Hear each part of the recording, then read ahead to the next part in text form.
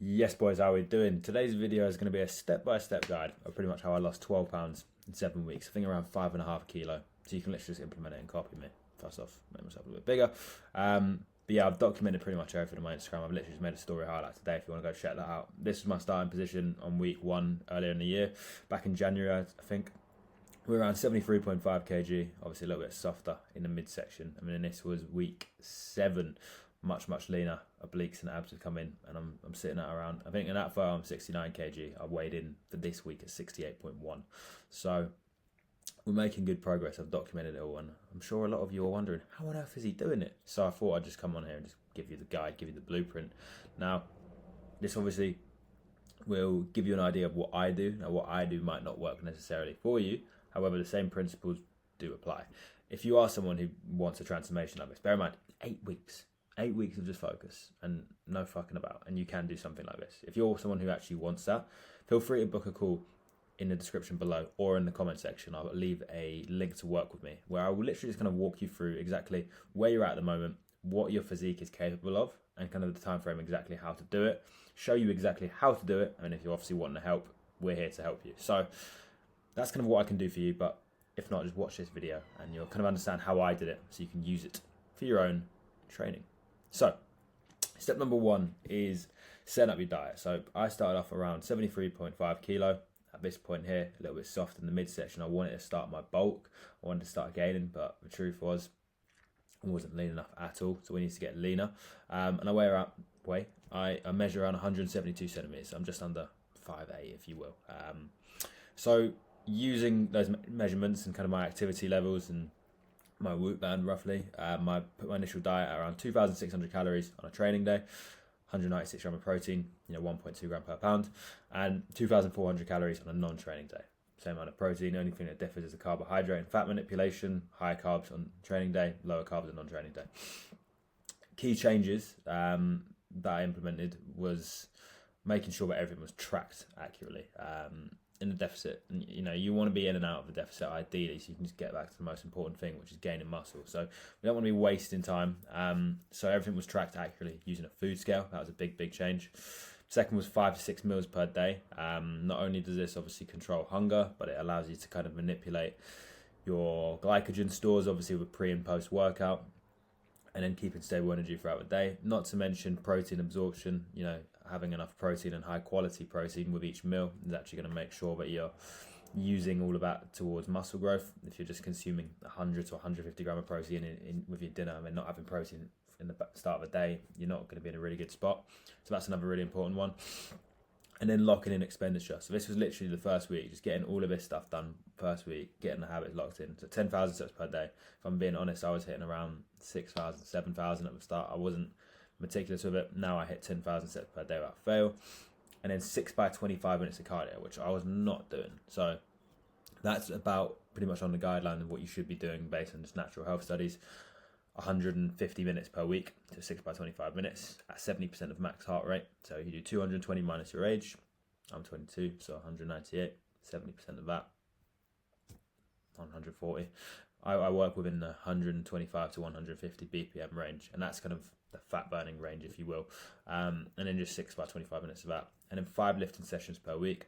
I was typically doing an upper lower split on 4 sessions per week. Knowing what I know now, I would actually do 5 sessions on a deficit. Reason why, this is an extra session to burn more calories, isn't it? So really important. Obviously it just helps with progress. Getting, at the start of this kind of deficit, there was definitely an element of a bit of a body recon, but I could see that I was kind of building a little bit of muscle in certain areas, but obviously that tapers down towards the end. But from the lifting side of things, training 5 times per week and really focusing on intensity and form not only allows you to burn more calories and get leaner quicker, but it also allows you to actually understand the movements and get better at them. So when we obviously come back to the off season, the gaining phase, we are fucking ready because we know exactly how to train, because we've been implementing all of that in the cutting period, even though we're not being potentially growing much muscle. And that was a really big game changer. So that's kind of what I did in terms of diet setup. You'll notice calories were pretty high to begin with. We didn't drop to 2,000. Weren't doing cardio every day, but 6 days per week. And steps weren't high as well. Really simple stuff. So that was step 1. Now, step 2, adjusting for progress. So the first week, you obviously lose about 1 to 2 kg of glycogen. You know, I was eating around 3k above calories before, so the instant drop just meant I lost a lot of water and a lot of glycogen. After that, I was losing about 0.8 kg per week. Now, I tracked this every single day, and I did this fasted first thing in the morning.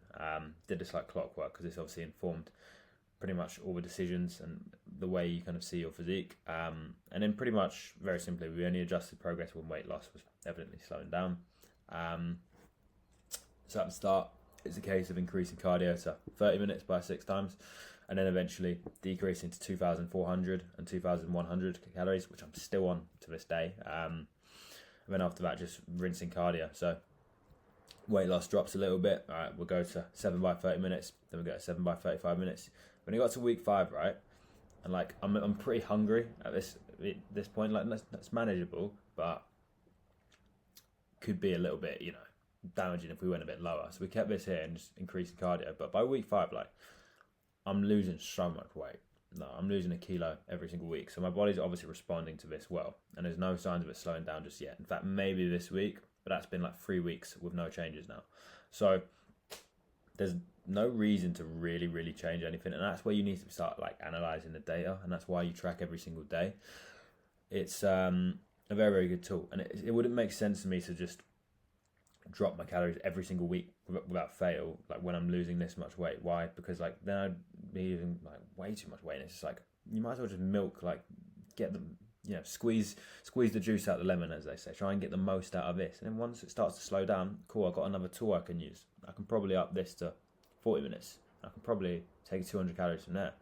You know, by the end of this, really, you should be fucking, because I'm going to take this seriously, and I'll talk about that in my next slide.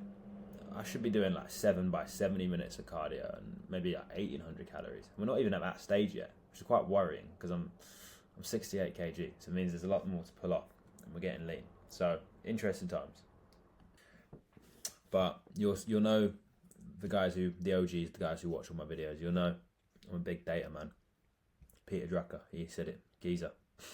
What gets measured gets managed. And at the end of the day, I think you just need to have the data and you need to have the tools, and then you can go off that. You know, without the data, you're just shooting in the dark, really. And I think the really most important thing you can do is get really good at kind of tracking everything, become accurate, become meticulous when it comes to your food, and also just tracking your weight on a daily basis. Don't be emotional. Like, I'm sure you're not if you're watching this, but don't be scared if your weight goes up and down. At the end of the day, like what you know you can control. Doesn't matter if it goes up and down. The beauty is that you're tracking it every day, and now you have power because you can do something about it. I don't understand people who don't track every day because they're scared of it going up and down. Come on, don't be a pussy. And then track it every single day, and then use basically the averages. So for example, there was days I won't be able to do in this video, but I'll do it in the next video. I'll show you the averages. My fluctuations are pretty mad sometimes, and it's because of salt. Essentially, if you're having more salt, your body's going to hold on to more water. That's why it's an important metric to track salt intake roughly per week. So thinking about that, and really just understanding that your weight is going to bounce up, it's going to bounce down. So you need to have weekly averages, and as long as the weekly average is going down, and it's going down by a decent amount, then no changes really need to be made. If for whatever reason you start to see it slowing down, and perhaps you even see it mid-week slowing down, don't even wait for the end of the week. Just make a small change, up this ever so slightly. I think, to be honest with you, I'm just going to up this ever so slightly this week. Why? Because I just weighed in at 69 kg for 4 days in a row. Not liking this. I got shit to do, and I was 68.1 like the other day. So that just shows you a fluctuation. Perhaps I didn't have much salt the day before. I've been having quite a lot of salt the last 2 days, so maybe I'm holding on to a lot of water. It's an interesting one. Now, using all of this data, I found the perfect level of output by losing me 1 kg per week. So I was going to rinse this, and then we're going to keep going. That's pretty much how I adjust my progress. I don't drop my calories too low. I use cardio as a tool. Why? Because it's easier to have food in your stomach and burn more calories. Like, it just makes more sense. And also, if I drop calories too much, this will become challenging and training will become very difficult. Probably lose muscle as a result. So really important to understand. Now, plans for future, if anyone's interested. I will put some really, really important advice. So stick around on the next slide. This will be very useful for you. I'm 6 weeks out from a photo shoot. I'm aiming to get around sub 8% body fat. This was like 3 weeks ago, so I don't know why I posted that. I'm much leaner now. I'm trying to get as lean as possible. I'm weighing 68.1 kilograms and I'm yet to miss a day. I gave myself food poisoning last week, which was not ideal, but I didn't miss a single day. So proved to me that I'm fucking serious, and gonna get as lean as possible. Gonna document it all. I'm doing so on Instagram, but just bought a new camera, which is supposed to be coming soon, and I will document everything on here, which will be really exciting. But yeah, the reason why we're doing all of this, for anyone who's interested, is simply because, one, it's a cool challenge, you know, something to do, something to push the limits. I like to challenge myself with something every year, and, you know, starting off with this is pretty solid. But it also just allows me to get as lean as possible, so I can go back to the most important thing, which is gaining muscle, minus the K. Don't know why that was there. Because obviously, if we're in my starting position, we'd have a very short runway to bulk, you know, to gain a load of size. I want to be doing this for at least a year or so. I want to get, I'm 68 kg right now. I want to get to like 80, 90. I want to just be insane. So in order to do that, we need to get as lean as possible, so I can hold condition for as long as possible whilst gaining a lot of size. And that's kind of the plans. A few challenges throughout the year, maybe a couple marathons. We will see. We'll see what happens. But that's kind of the plans for the future. And now I thought I'll give you some important points to know. Some tips I've learned along this journey that I'll be implementing throughout, obviously, my coaching and throughout my own physique development over the years, that are a bit more advanced and will help you out. Not many people talk about this. So number one, your lifts obviously go down. I noticed that mine went down from around week 4. That's just because of the level of output, and, you know, when you're trying to lose fat as quick as possible, like at the end of the day, not enough glycogen. So you'll typically see that your presses will go down. Like my bench press is kind of been clipped, which is a bit annoying, but it is what it is. There's no point bench pressing when I'm trying to lose fat. They will come back. Shoulder press is pretty brutal. Squat is fucking horrible. But that being said, the isolations, they still go up, which is quite cool. So that's something important to know. My second point would be to make sure you keep training intensity high as possible. Now, you got to understand, you're probably not going to grow shit tons of muscle, right? But we can use this to our advantage. So, number one, the harder you train, the more calories you're going to burn. But most importantly, if we know we're not going to be growing as much muscle, we can use this as a bit of like a testing phase to just understand how to train properly for when that off season comes, when you're loading up your body with calories and muscle growth is more favorable. It's much better to actually understand, right, how am I actually lifting the weight? What are the little nuances, the little tricks of each exercise, so you know when you go into that next phase exactly how to train and build muscle. And that's the most important thing. Obviously getting stronger across the board, but just really, really understanding, like, this isn't a time to ego lift, this is a time to really work on your form. And that's something really useful.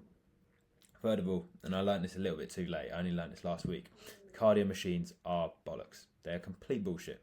And you should be tracking your heart rate using an Apple Watch or a little Whoop band. Reason why I was using that, you know, like the little pulsators, the pulse readers, to basically read my heart rate, and it told me I was in the range 140 to 150, and I'd believe it, but it's just not.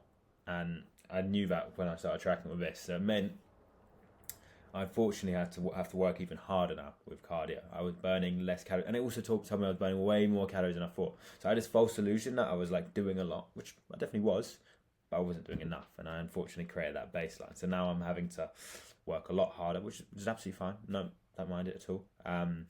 But it's just like now I'm completely accurate. So if you are going to take this seriously, I'd highly recommend having an Apple Watch or a Whoop. I really like Whoop.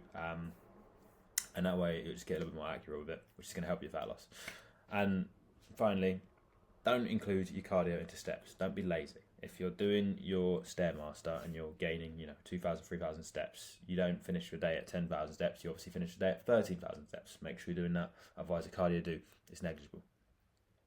Another tip to get steps whilst we're on the topic is walking after each meal to aid digestion. Not only does it obviously help with digestion, which will help with everything, but walking 5-10 minutes per meal after each meal will get you around 1,000, 1,500 steps or so. If you're having 6 meals per day and then you're walking to and from the gym, 10,000 steps becomes so easy. I always like to pace between my sets in the gym as well, I just walk around and do laps of a gym. People look at me like I'm a bit of a madman, but it needs to be done. So that's another tip. And finally, fast as late as possible to allow meals to be pushed back. I get up at 6:30 in the morning. It's 9:40. Making this video right now. Probably going to fast until 11. I reckon 11:30.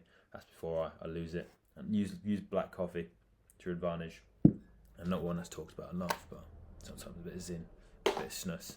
And those are the important things I'd know in order to kind of help you lose some more fat. So that's kind of how I've got to where I've got so far. Might update it towards the end because there's a lot more to come, and I'm going to document a lot when this new camera comes, fucking wherever it is. But I hope that was useful. Maybe it gives you a little bit more insight into kind of how we've done things. And yeah, I hope if you are on a fat loss journey, this has been of use. If you are someone who just wants to cut the shit and wants me to help and just literally just walk you through exactly how I did it and how you can do it, guys, book a call below. I will literally just jump on. My calendar is there. It's updated with all my availability when I'm changing it consistently. So just find a time that works for you. Feel free to book in. And we can have a chat pretty much about everything that you're going through with your physique and walk you through exactly what you need to do. But guys, enjoyed that video. I hope that was useful. Any questions, you know where to find me. Other than that, all the best. Catch you on the next one.